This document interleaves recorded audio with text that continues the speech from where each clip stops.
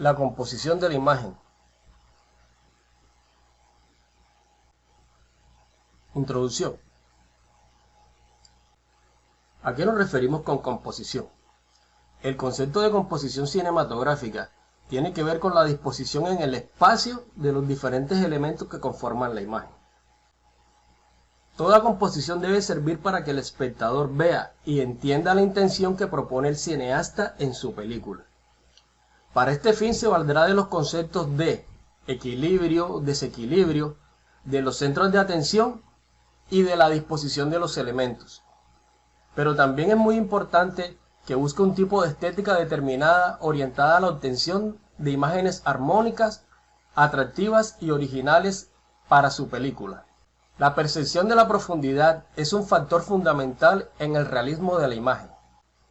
Son muchas las técnicas que contribuyen a acentuar esa tercera dimensión en un plano de 2 dimensiones, como la perspectiva, los puntos de fuga y la sensación de aproximación o lejanía de los sujetos u objetos en el plano. Una buena composición es la disposición de los elementos dentro del plano para formar un todo armonioso y unificado. Usted compone el plano siempre que coloca un actor, un mueble o un accesorio, siempre que ordena el plano, mejor dicho, siempre que ordena lo que está dentro del plano. Se ha de planificar la colocación y el movimiento de los actores dentro del escenario para conseguir las reacciones del público que favorezcan la intención y el mensaje de la película. Como la visión de una película es una experiencia emocional, la manera en que los planos son compuestos, escenificados, iluminados, fotografiados y montados han de motivar a la reacción del público de acuerdo a las intenciones del guión técnico. A través de la composición se busca que la atención del espectador esté concentrada en el actor, el objeto o la acción más importante para la historia en ese momento. La composición cinematográfica nos sugiere que los personajes tienen volumen, que los objetos tienen texturas, que los planos tienen profundidad y que los interiores y los paisajes tienen fondo. Pero, ¿y cómo es que se consigue esto? Bueno, en esta clase vamos a empezar a introducirnos en el mundo de la composición. Objetivos. Ilustrar de un modo sencillo y didáctico en qué consiste el trabajo de la composición de la imagen. Y también mencionaremos elementos que puedan aplicarse en el rodaje. ¿Elementos de qué? Elementos que nos sirvan para la composición. Texto de estudio. Texto Composición de la imagen de Daniel Vivis, editado por IPAL, Instituto para América Latina, que es una recopilación de Carlos Ornelas Pineda para el Diplomado en Producción de TV y Video Educativos. Y además van a ver otros apuntes que tienen que ver directamente con la composición. Interrogantes. ¿Por qué hay imágenes que cautivan la vista? ¿Qué es lo que nos llama la atención de esas imágenes? ¿Qué es lo que puede producir ese efecto de llamarnos tanto la atención en determinadas imágenes? ¿Cómo explicar que entre dos imágenes que representan al mismo objeto, su ojo prefiera a una u a otra? Que su ojo escoja a una de las dos y que una de las dos le parezca mejor. Veamos. Miremos esta imagen y pensemos qué nos inspira esta imagen, qué colores tiene, cuál es la posición que tiene el objeto principal, cuál es el objeto que nos atrae la vista, a qué sentimientos nos lleva, dónde está el horizonte. Todos los elementos que forman esta imagen hacen parte de la composición. Ahora veamos esta misma imagen con una disposición diferente. El faro no está completamente centrado, sino que está a la izquierda de la imagen. Podemos comparar las dos imágenes, son la misma, pero tienen una disposición diferente.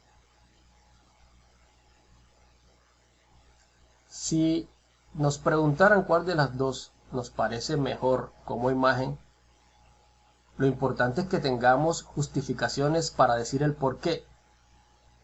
Las dos son aceptables. Lo importante es justificar por qué una de las dos es mejor.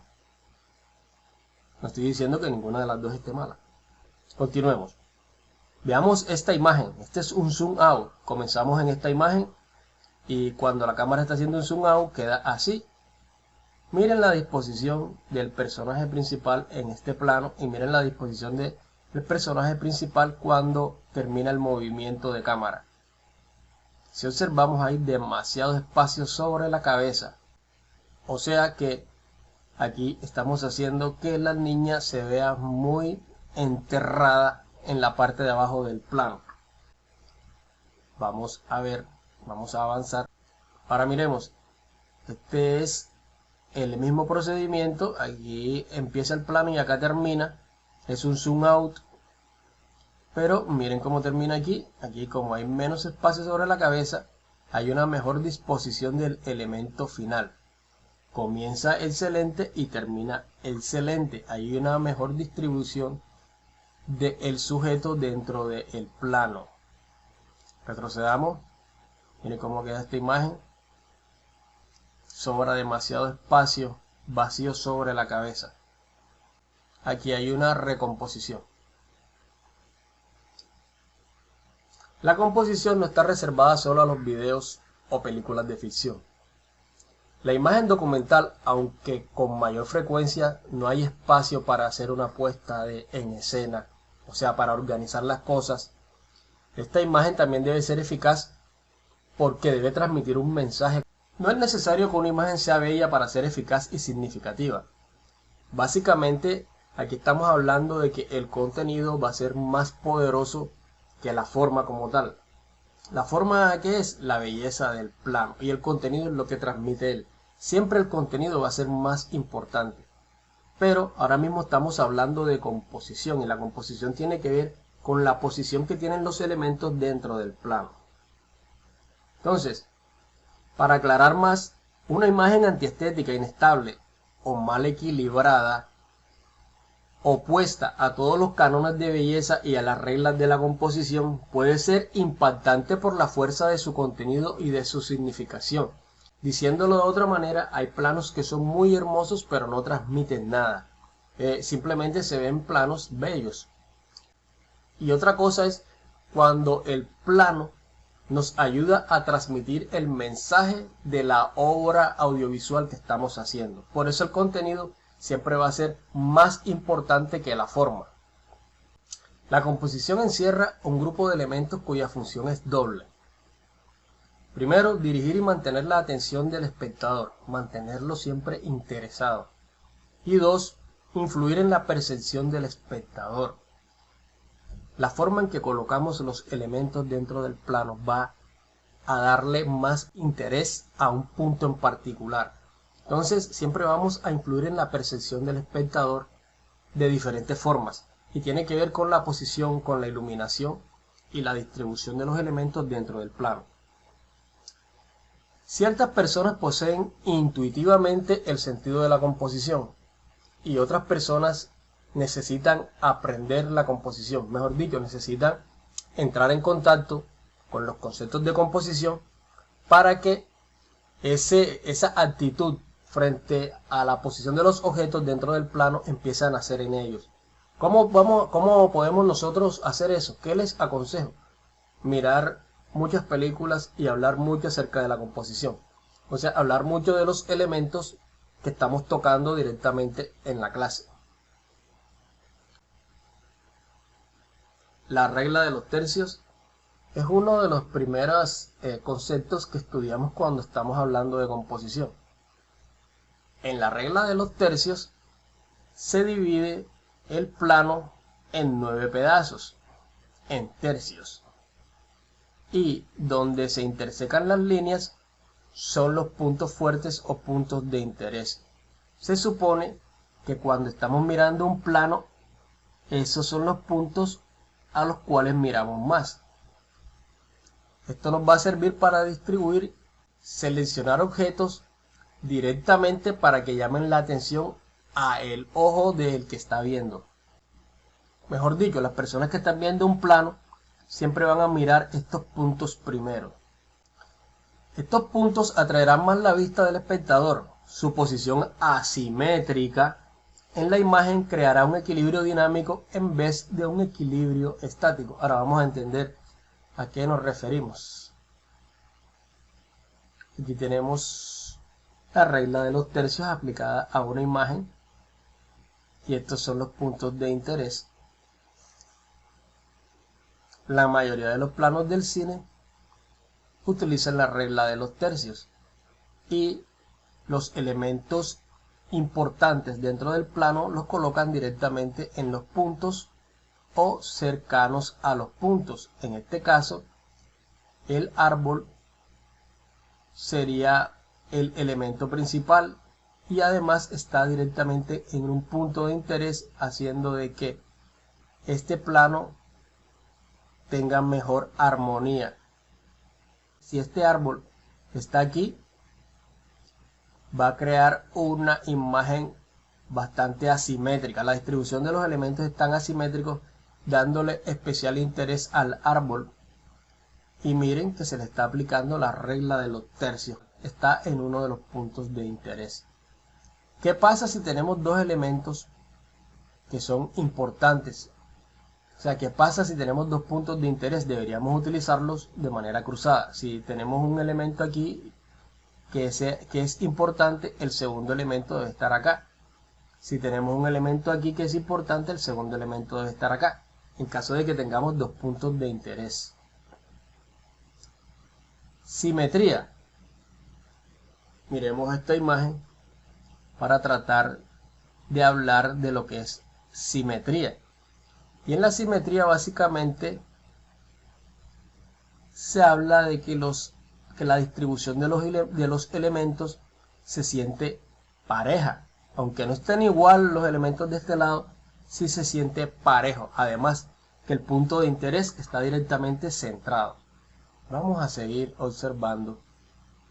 Bueno, aquí gracias al esquema, aquí estamos viendo una imagen de la película El Resplandor, que la imagen del niño también es de la misma película, El Resplandor, de Stanley Kubrick. Aquí hay también bastante simetría. El elemento principal está centrado en el plano. Hay intrínsecamente un equilibrio entre los dos lados si cortamos la imagen por la mitad. Esta película también es de Stanley Kubrick. Y también aquí hay una simetría. Miren que si cortamos el plano por la mitad, las dos mitades se parecen muchísimo y dan equilibrio. Además de que el punto de interés está centrado. Aquí hay otra imagen simétrica. Si cortamos la imagen por la mitad, nos vamos a dar cuenta de que un lado y el otro las distribuciones son parecidas. Miren que están muy parecidas las imágenes y eso les da equilibrio. Bueno, aquí hay dos puntos de interés. Por aquí le está dando equilibrio directamente. La composición se vuelve simétrica. Aquí también podemos ver una simetría. Miren que los dos lados se parecen mucho y entre comillas están equilibrados. No tienen que estar perfectos, pero sí se siente la intención de ese equilibrio. Ahora volvemos al plano inicial. Aquí está la simetría. Aquí estamos viendo el faro completamente centrado. ¿Cierto? Estamos llamando la atención directamente al centro de la imagen. Entonces, definamos. La simetría es la composición que se organiza por medio de elementos visualmente similares o proporcionales. Se consigue un equilibrio en la imagen. En algunas ocasiones se trata de un elemento de la imagen reflejado. Cuando estamos hablando de reflejado es que un lado es muy parecido al otro. Un lado es muy parecido al otro. Entonces en la simetría el punto de interés está centrado. Aquí podemos ver más claro a qué nos referimos con la simetría. y a qué nos referimos con la asimetría. Entonces, asimetría sería no lo contrario, sino que sería otra forma de distribución. Entonces, asimetría, desigualdad entre las partes de un todo. Composición asimétrica es aquella en que una parte pesa más que las otras. Sigamos viendo. Básicamente en esta clase, para aprender hay que observar mucho para aclarar y analizar la imagen. Para poder apropiarse de los conceptos hay que observar mucho. Asimetría. Bueno, aquí podemos decir que la distribución de los elementos en esta imagen es asimétrica. Ve que el peso de la imagen se va hacia la izquierda porque es que aquí está el elemento principal. Entonces hay más peso de este lado que de este lado que está libre. Entonces es una imagen asimétrica. Miren esta imagen parece más simétrica por la igualdad entre los dos lados, el parecido que tienen los dos lados. Aquí se está aplicando la ley de los tercios. Aquí podemos decir que hay una asimetría porque si dividimos este plano entre dos por la mitad, nos vamos a dar cuenta de que hay un lado que tiene mayor peso que el otro. Esta niña que está aquí más cercana al lente le da mayor peso a la imagen que este niño que está más detrás. Además, como se está aplicando la ley de los tercios, seguro que se quiere es utilizar este cruce de líneas como punto de interés principal. Entonces hay una asimetría directamente. Deducimos que cuando estamos utilizando la ley de los tercios es porque queremos ser asimétricos. Observemos esta imagen. Esta imagen es simétrica o asimétrica. Aquí está la regla de los tercios, pero si nos damos cuenta, no hay en realidad un elemento importante en los puntos de interés. Si dividimos este plano por la mitad, nos damos cuenta de que son muy parecidos el lado izquierdo que el lado derecho, además que el punto de interés parece que está centrado, porque normalmente la perspectiva como tal nos indica el punto de interés final. Entonces, esta imagen es más simétrica que asimétrica. Ahora sí, asimetrías. Asimetría es la desigualdad entre las partes de un todo. La composición asimétrica es aquella en que una parte pesa más que las otras. Aquí en esta imagen nos podemos dar cuenta. Además, que estamos colocando la regla de los tercios. Entonces pensemos que cada vez que utilicemos la regla de los tercios para usar uno de los puntos de interés, queremos ser más asimétricos que simétricos. Entonces, siempre que aplicamos la regla de los tercios, lo que queremos es hacer asimetrías. O sea, estamos evitando la simetría. ¿Cómo hacemos que la composición sea más dinámica? Observemos esta imagen en la cual están estos globos centrados. Podemos deducir que es una imagen que busca simetría. Y también podemos deducir que si algo está centrado se siente un poco más estático como tal, porque los ojos directamente van a ir al centro de la imagen. Si dividimos el plano en dos partes, nos vamos a dar cuenta de que hay una simetría.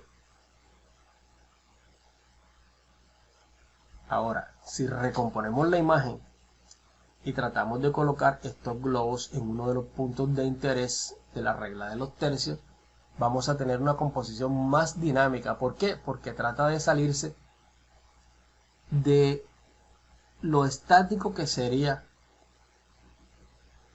la simetría. Observemos.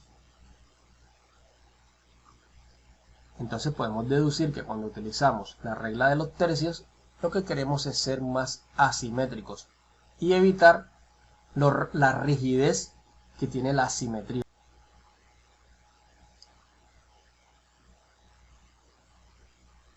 Observemos. Cuando aplicamos la ley de los tercios, evitamos la sensación de la composición estática y simétrica. Entonces, simetría tiene que ver con elemento estático. Este está centrado, entonces se siente un poco más estático. Comparemos la misma imagen, pero con una distribución diferente.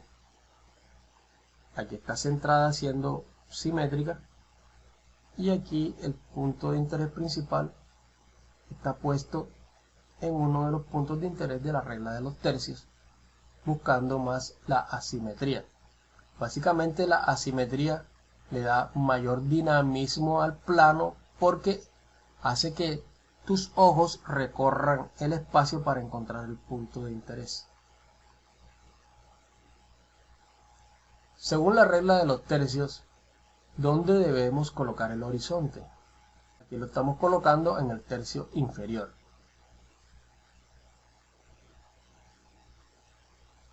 Si lo volvemos a ver, tenemos el punto de interés aquí en la casita y el horizonte está en la línea horizontal inferior. Esta es la superior y esta es la inferior.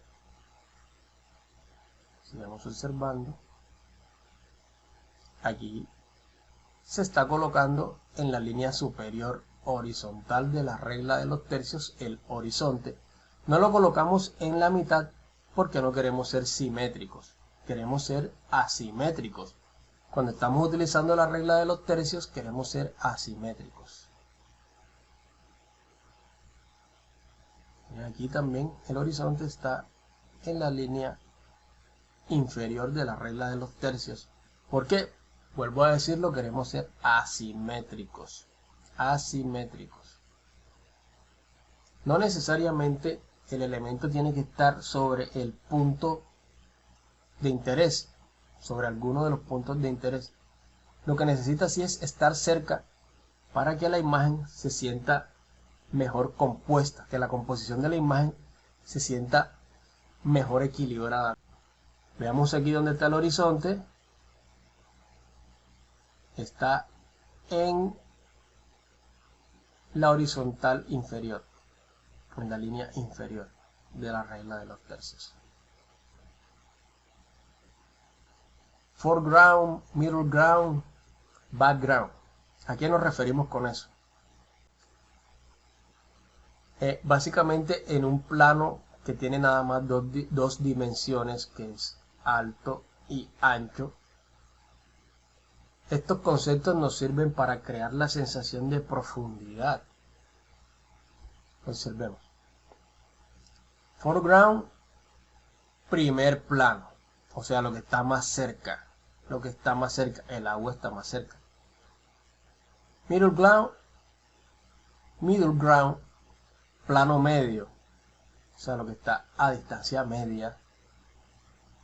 Mira, aquí están las dos casas japonesas estas que están aquí.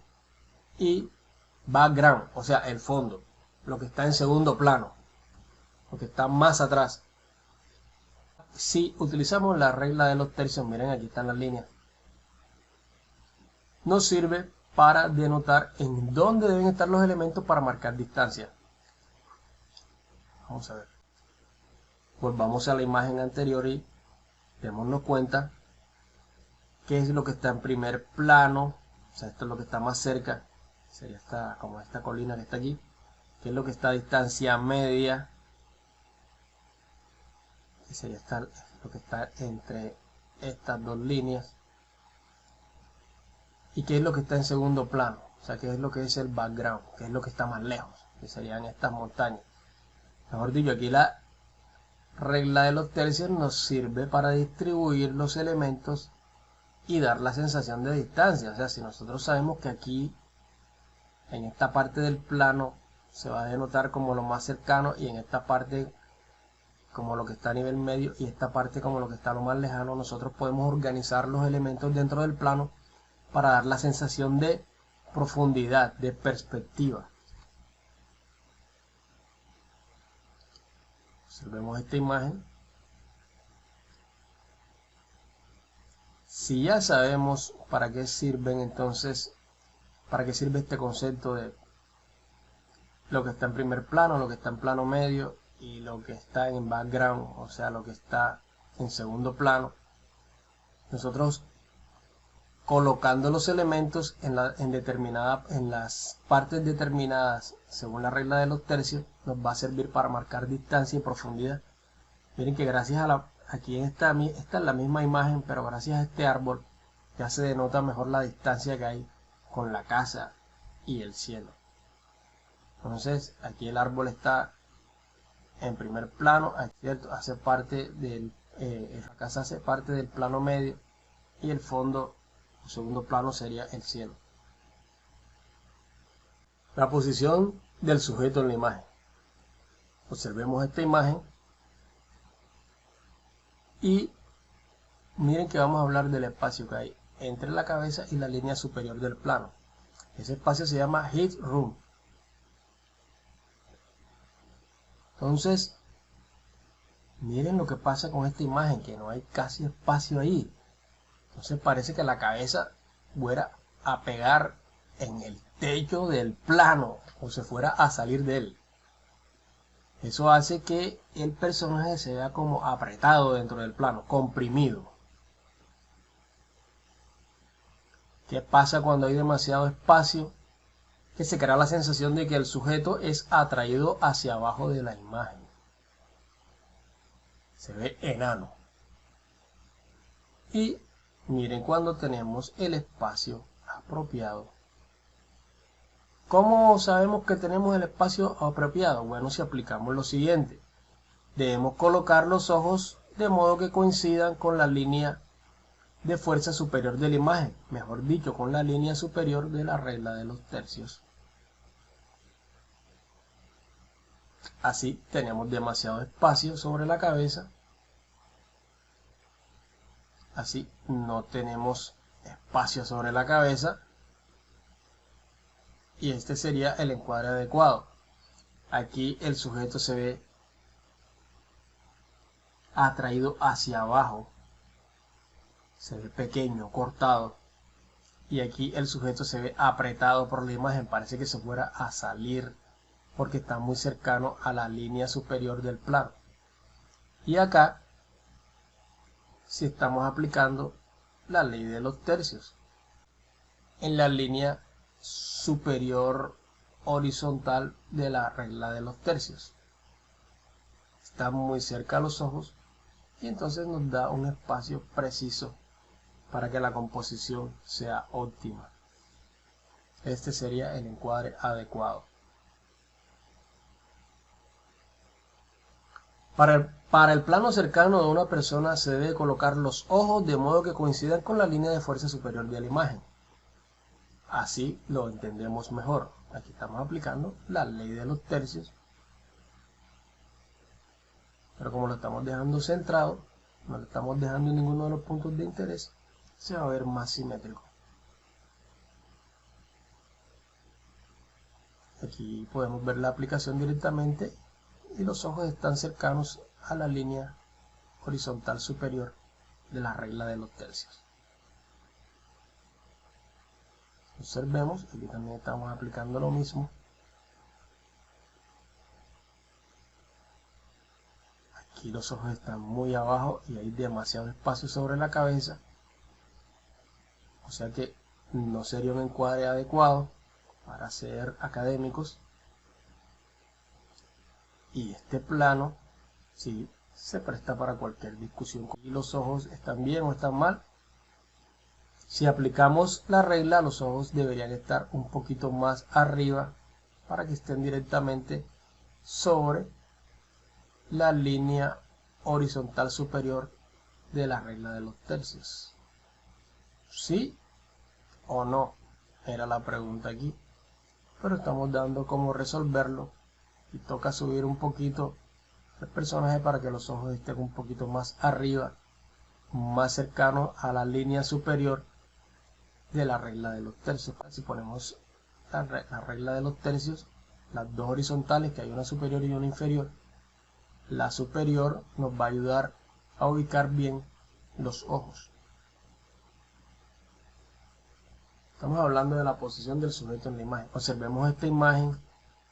Aquí el sujeto se ve demasiado cercano al borde. Y si está demasiado cercano al borde, parece que se fuera a salir de la imagen.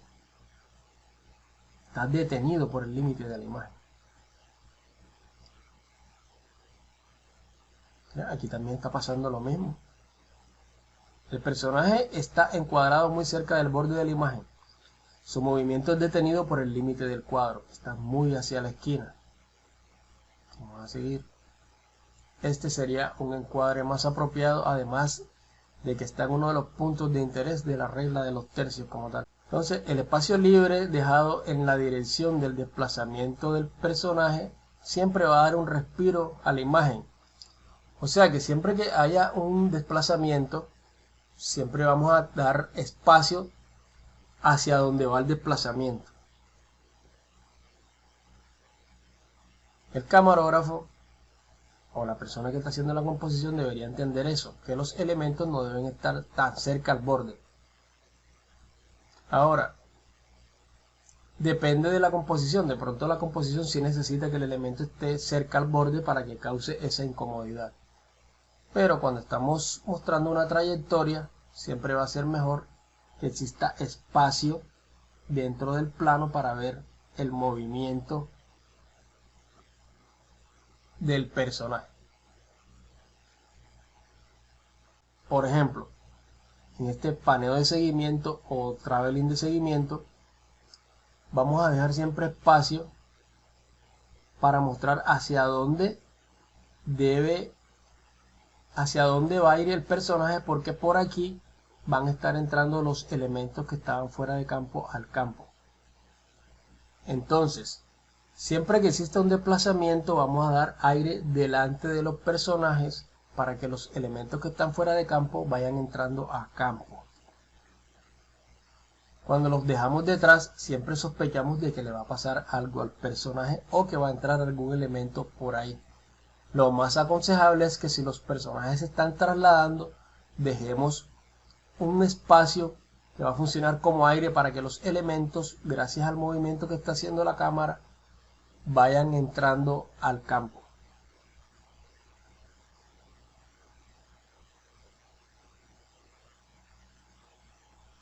Miren aquí, en una entrevista o una escena de diálogos donde cada uno de los interlocutores está presente, pero están aislados en los planos, o sea, en este plano hay una sola persona y en este plano hay otra persona, aunque están en el mismo set y están hablando, es adecuado siempre dejar espacio libre hacia donde se supone que existe la otra persona.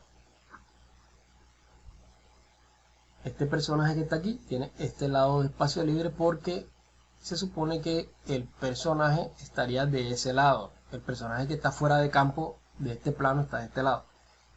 Y este personaje tiene este lado de aire o de espacio porque se supone que de este lado hay un personaje que existe pero fuera de campo. Entonces, esto tiene que ver con la dirección respectiva de las miradas y sirve para tener una buena posición del sujeto en la imagen. Continuemos con otro elemento que son las líneas dominantes de la imagen. Miremos esta imagen. Las líneas dominantes son líneas formadas por ciertos elementos y por el arreglo o la disposición de los mismos en la imagen. Tiene un efecto sobre la vista y la percepción, porque sugieren sensaciones y evocan ciertas asociaciones de ideas en el espectador. ¿Cómo así? Veamos. Aquí la línea principal es una línea horizontal, que básicamente es el horizonte. Las líneas horizontales insinúan calma, reposo, paz, estabilidad o hasta la muerte. Miren que estos son apreciaciones que vamos aprendiendo con el tiempo, pero ya son las formas más generalizadas de la apreciación. O sea, dentro de la composición cabe la subjetividad, pero una generalidad sería esta. ¿Cuál es la interpretación de la línea horizontal? Significa calma, da la sensación de calma, de reposo, paz, estabilidad, y también puede significar muerte. Son líneas verticales, son más las fuertes aquí. Las líneas verticales sugieren solidez, rectitud, rigidez y permanencia. O sea, pueden servir para indicar obstáculos. Miren esto que está aquí. Aquí tenemos una línea diagonal. Es diagonal porque no es ni vertical ni horizontal. Y esta línea sugiere movimiento. Sugiere que hay un equilibrio precario. Y denota inseguridad. Inseguridad. Esta línea en diagonal. La línea diagonal también inspira atención, pero atrae porque es inestable como tal. Aquí las dominantes son las líneas curvas. Las líneas curvas crean por lo general, se sienten como líneas libres. Entonces, la impresión de las líneas curvas son ligereza, movimiento, cambio y libertad. Los elementos que tenemos en un plano, aquí como en la imagen B, podemos desglosarlo en líneas, con las mismas líneas que estábamos utilizando, verticales, horizontales, diagonales y curvas. Entonces, esta imagen que está aquí la podemos esquematizar con las líneas que ya conocemos para crear un esquema de líneas fuertes. Claridad de la composición. Miremos esta imagen y aquí nos damos cuenta cuáles son los puntos de interés directos que tiene la imagen. Entonces, una imagen de video debe transmitir un mensaje de manera clara, rápida y sin confusión, para que tenga claridad la composición. ¿De qué estamos hablando? De el plano, de la composición del plano. Es importante entonces que dentro de la composición no existan elementos inútiles que atraigan la atención y desvíen la intención principal de la composición. Mejor dicho, en una composición tenemos un punto de interés principal y de pronto si ponemos muchas cosas por acá, se va a desviar la atención de lo que queremos nosotros resaltar y cualquier persona se va a entretener observando elementos que estén por acá detrás. Entonces, el camarógrafo evitará los segundos planos sobrecargados de detalles superfluos y nocivos para la claridad de la composición y para la comprensión de la situación. Mejor dicho, no debemos colocar tantas cosas que entretengan la intención principal, que haga que el espectador se entretenga con otro punto de interés y no vea el que realmente es importante dentro de la composición. Entonces, el camarógrafo profesional y consciente y observador del entorno debe usar a su favor los elementos disponibles para añadir una dimensión suplementaria a las imágenes. Él se asegura sobre todo de no crear en su imagen efectos involuntarios, debido a las líneas que él no se dio cuenta y que falsearían o distorsionarían el sentido principal de su composición. Por ejemplo, observemos esta imagen y miren, nosotros debemos evitar que del personaje salgan líneas que puedan entretener, o sea, líneas que parezcan una extensión de los personajes, porque entretienen y desvían la atención de lo que queremos mostrar. Miren aquí, sobre la cabeza.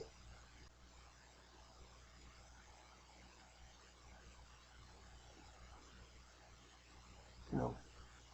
Miren este fenómeno.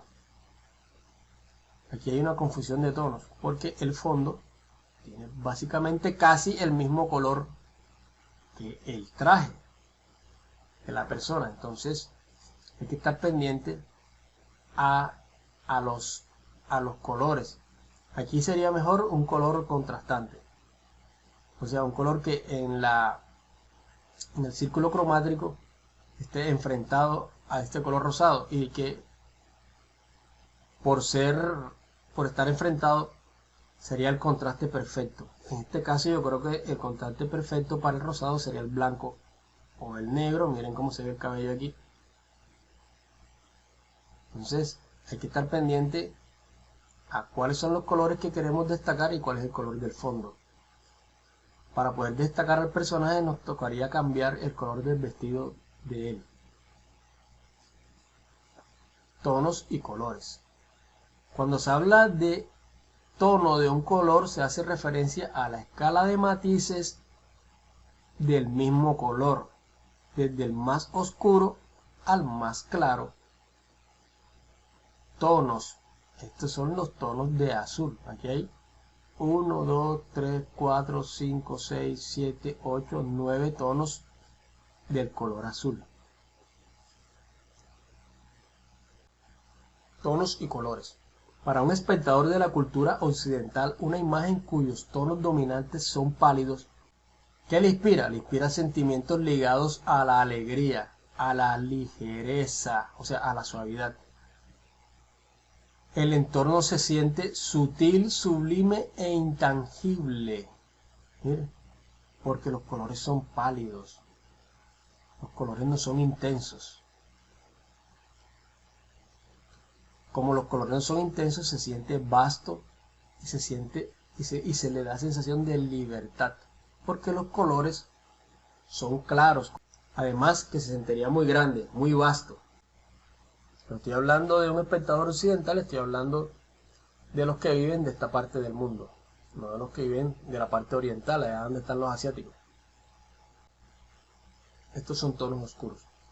Una imagen predominantemente oscura provoca un efecto que se siente dramático. Los colores oscuros también se sienten muy pesados, y los colores oscuros también nos dan la sensación de misterio, de que las cosas están un poco sucias. También nos dan la sensación de indecencia y de mal, que existe algo mal ahí, que hay un mal. Ahí estamos hablando de, por ejemplo, de esta imagen, que sus tonos predominantes son oscuros. Bueno, aquí tenemos una imagen muy colorida. En contraste a los tonos oscuros, cuando los colores son muchos, según el contexto de la situación, esta cantidad de colores puede provocar efectos inesperados. Puede ser una escena triste, porque de pronto este personaje está triste dentro de tantos colores, y eso va a hacer que por contraste se sienta más triste la imagen. O lo contrario, gracias a la cantidad de colores y a la actitud del personaje, se puede sentir muy alegre el plano como tal. Miren cómo influyen los colores en la composición. Movimientos en la imagen. Jerarquización de la percepción. ¿Qué es lo que nosotros vemos cuando vemos un plano? ¿Qué es lo que nos mueve primero a ver? ¿Qué nos llama la atención primero? Primero, su vista se va a dirigir invariablemente hacia lo que es viviente, o sea, a lo que está vivo, hacia un personaje. Siempre lo vamos a ver primero, siempre vamos a elegir dentro del plano quién es el personaje, qué es lo que está vivo. 2. Luego va a ir hacia lo que se está moviendo. Primero vemos si hay algo vivo en el plano, y vamos a suponer que no existe ningún personaje.